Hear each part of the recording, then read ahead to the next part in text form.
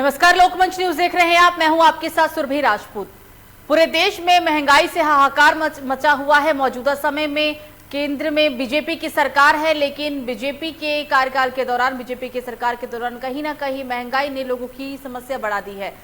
शिक्षा क्षेत्र में भी महंगाई के कारण खासा असर देखने को मिला, क्योंकि इस वक्त महामारी का दौर है। महामारी में जिस तरीके से लोग बेरोजगार हुए, लेकिन बेरोजगारी से ज्यादा लोगों की कमर महंगाई ने तोड़ी हुई है। किसान बेहाल हैं। महंगाई की वजह से किसानों की भी समस्या हर दिन के साथ बढ़ती जा रही है। कच्चा तेल 200 प्रति लीटर बिक रहा है, सरसों तेल। और अगर बात की जाए पेट्रोल डीजल की, तो पेट्रोल डीजल के दाम भी हर दिन के साथ बढ़ते जा रहे हैं। यानी हर क्षेत्र इस वक्त, हर संस्थान इस वक्त महंगाई की वजह से परेशान है।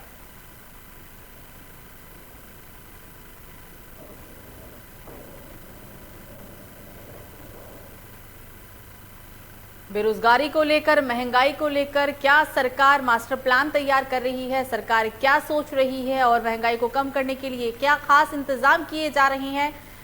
क्योंकि इस वक्त मौजूदा समय में, आने वाले कुछ समय में पूरे देश के 5 राज्यों में विधानसभा चुनाव होने हैं, लेकिन चुनाव में सबसे ज्यादा अगर कोई मुद्दा तूल पकड़ेगा तो वो होगी बढ़ती महंगाई और हर दिन के साथ बढ़ती बेरोजगारी। बेरोजगारी और महंगाई दो एक ऐसी समस्या, एक ऐसी बीमारी जिसने सभी का बुरा हाल करा हुआ है।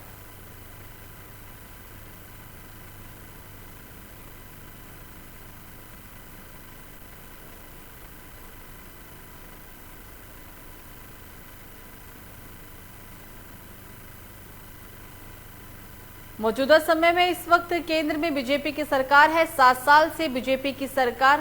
हालांकि आपको बता दें कि जब बीजेपी सत्ता में आई थी तो उस वक्त बीजेपी का यही स्लोगन था कि अच्छे दिन आएंगे, महंगाई जाएगी। लेकिन ये सभी स्लोगन या ये सभी बातें सिर्फ खोखले ही साबित रही। इस पर बात करने के लिए मध्य प्रदेश के अलग अलग जिलों से, ग्राउंड जीरो से संवाददाता जुड़ गए हैं। पहले उनसे आपका परिचय करा दें।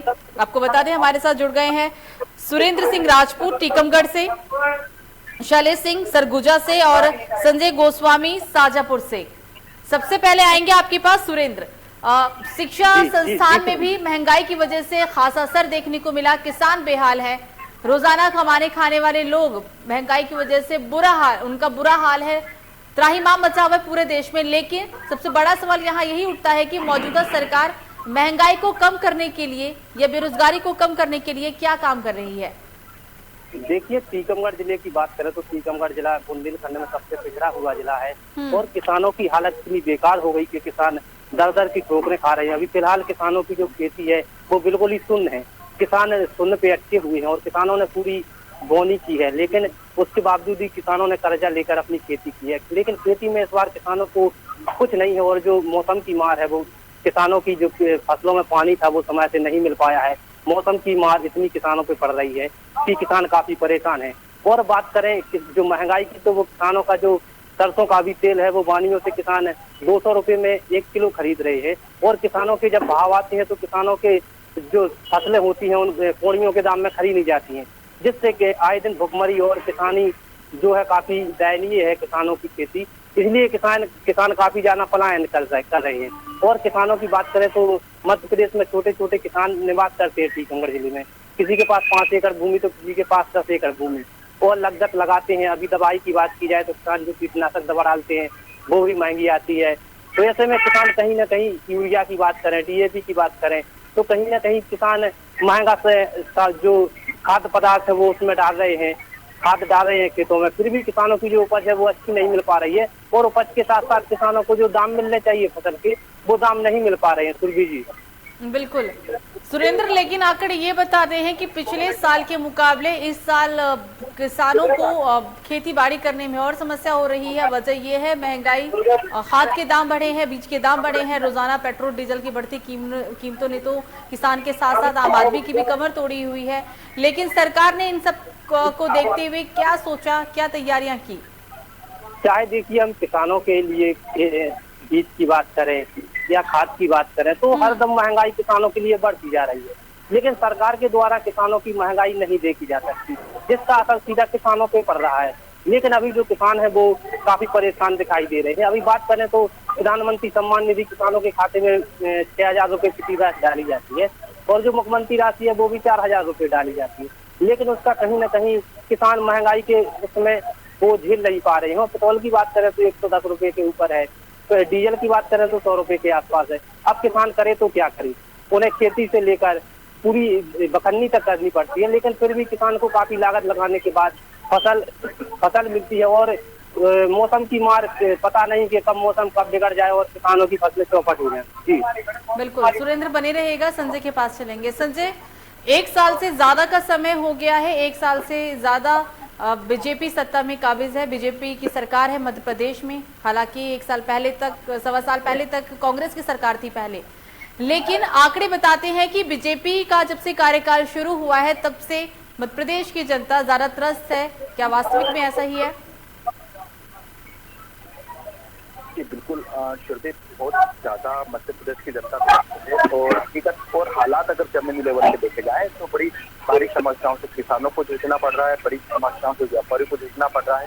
बात करते हैं किसानों की तो श्रुति बताना चाहूंगा कि महंगे बीज, महंगे खाद, महंगी दवाई डालने के बावजूद जब उसकी फसल पूर्ण तरीके से परिपक्वता पर आती है तो कहीं ना कहीं कुदरत की जो मार होती है किसान के ऊपर जरूर दिखती है। इस बार भी यही हुआ है। अभी किसानों की फसलें पूरी कंप्लीट होकर खेतों में खड़ी हुई है, लेकिन कुदरत की मार जो है किसानों पर भारी पड़ रही है। लगातार बारिश होने की वजह से किसानों की फसलें कट नहीं पा रही है। किसान दर दर के आंसू रो रहा है, किसान की हालत बहुत खराब है, आज बहुत परेशान है। 8 से 10,000 रुपए क्विंटल का बीज खरीद कर बोया था, महंगी से महंगी दवाई खेतों में डाली थी। आज पूर्ण तरीके से किसान की फसल जब अक्सर कंप्लीट होकर बाहर आने की तैयारी पे थी तो बारिश की वजह से पूरी फसल नष्ट हो चुकी है। आज किसान बहुत परेशान है। बिल्कुल, शिक्षा संस्थान में भी महंगाई का काफी असर देखने को मिला है। हालांकि कोविड की वजह से सवा साल तक तो स्कूल, कॉलेज, कोचिंग सब कुछ बंद थे, लेकिन अब खुले भी हैं, लेकिन महंगाई के कारण शिक्षा संस्थान भी से काफी प्रभावित रहा है। बिल्कुल, शिक्षा संस्थान तो प्रभावित वही हुआ है, लेकिन उसका जो बोझ है वो पेरेंट्स के ऊपर गिर रहा है। अभी मैं बताना चाहूंगा आपको कि अभी 20 तारीख से स्कूल स्टार्ट हुए हैं, लेकिन पेरेंट्स के ऊपर इस तरीके से प्राइवेट स्कूलों के द्वारा प्रेशर बनाया जा रहा है कि अगर वो स्कूल फीस नहीं भरेंगे तो उनको बच्चों को एग्जाम में नहीं बैठने दिया जाएगा। हालांकि त्रैमासिक परीक्षा अभी स्टार्ट होने वाली थी, लेकिन बच्चे के पेरेंट्स के ऊपर प्रेशर बना पैसे की मांग कर रहे हैं। किसी भी कंडीशन में अगर पैसा जमा नहीं किया तो उनके बच्चों की त्रैमासिक परीक्षा नहीं दिलवाई जाएगी। दूसरा, अगर देखा जाए तो पहले जो बस का साल भर का किराया लिया जाता है, आजकल स्कूल ने नया रूल चालू कर दिया है, मंथली आपको किराया देना पड़ेगा तो आपको बच्चों को बसों में बिठाकर ले जाया जाए। तो एक ये भी कहीं ना कहीं एक बड़े प्रकार की मार है। अपन मानते हैं कि स्कूलों बंद पड़े हुए थे, हालांकि बहुत सारे टीचर बेरोजगार हो चुके थे, पर लेकिन इसका मतलब ये नहीं कि ये पूरा बोझ आप पेरेंट्स के ऊपर डाल दो। बिल्कुल, सोचना होगा कि पूरा बोझ अभिभावकों पर डालना यहाँ ठीक नहीं होगा, क्योंकि महंगाई हर किसी के लिए। शैलेश के पास इधर चलेंगे। शैलेश, बात किसान को लेकर भी हो गई, महंगाई को लेकर भी हो गई, लेकिन अब बात करेंगे बेरोजगारी को लेकर, क्योंकि जब किसी की भी सरकार आती है या फिर जब प्रचार प्रसार का दौर शुरू होता है तो बेरोजगारी एक बहुत ही अहम मुद्दा होता है। इस पर पक्ष विपक्ष दोनों आमने सामने आ जाते हैं, लेकिन जब सरकार बन जाती है तो फिर बेरोजगारी को लेकर बोलने के लिए कोई तैयार नहीं होता, बल्कि सिर्फ आरोप प्रत्यारोप ही खेला जाता है। यही हाल मध्य प्रदेश में भी हुआ। जब बीजेपी की सरकार हुई तो रोजगार को लेकर तमाम बातें किए गए कि इतने लाख लोगों को रोजगार दिया जाएगा, युवा बेरोजगार नहीं रहेंगे, लेकिन इन 1-1.25 साल में जब से बीजेपी की सरकार है तब से बेरोजगारी को लेकर क्या काम किए गए हैं?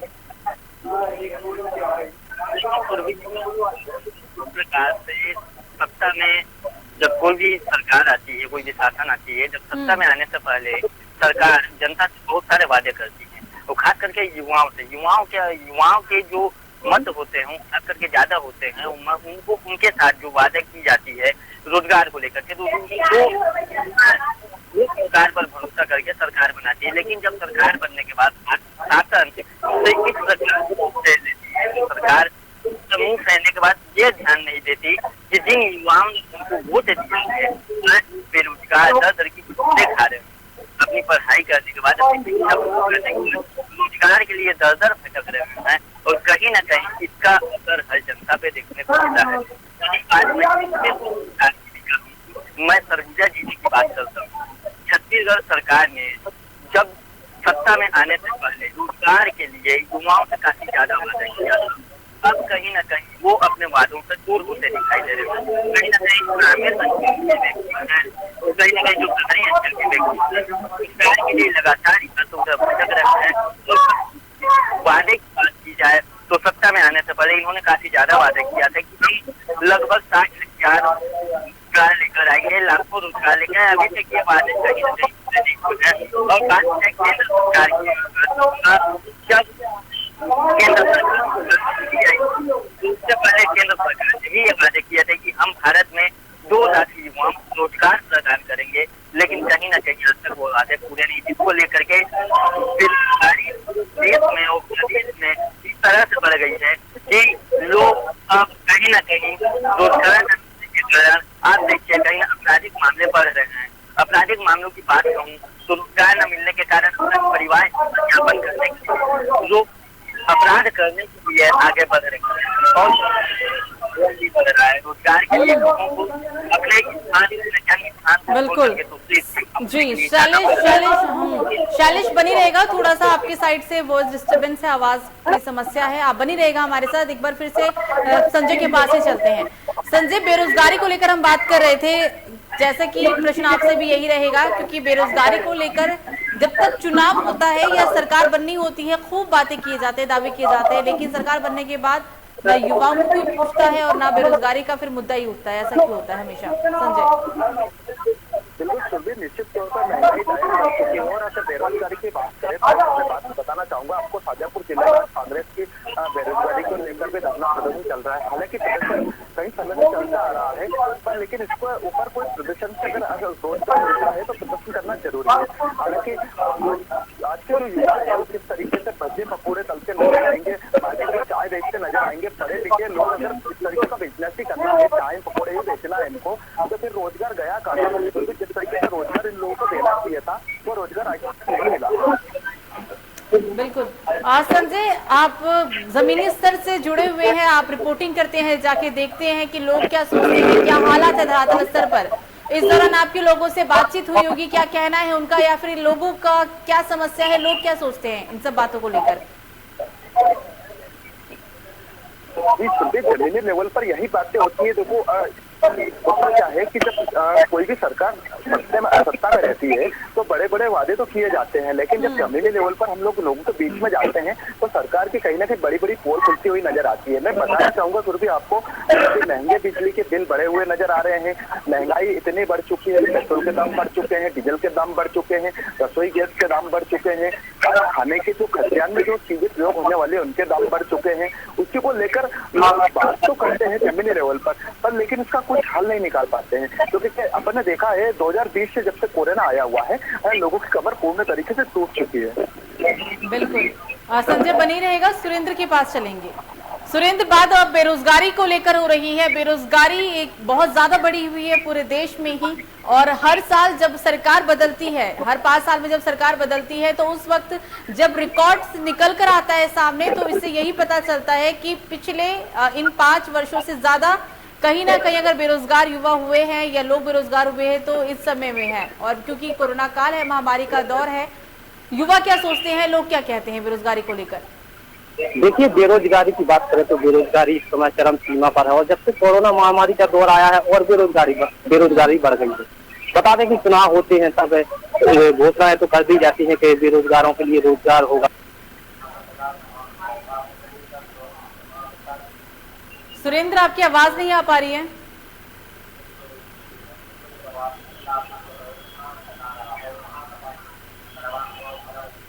शायद किसी तकनीकी समस्या के कारण उनकी आवाज नहीं आ पा रही है हम तक। अब चलेंगे सीधा शैलेश के पास।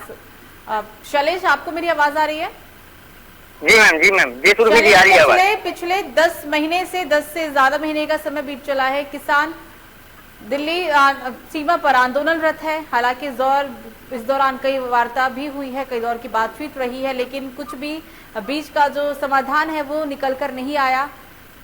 5 जिलों में चुनाव भी होने हैं, ऐसे राज्य है जहां पे विधानसभा चुनाव होने हैं।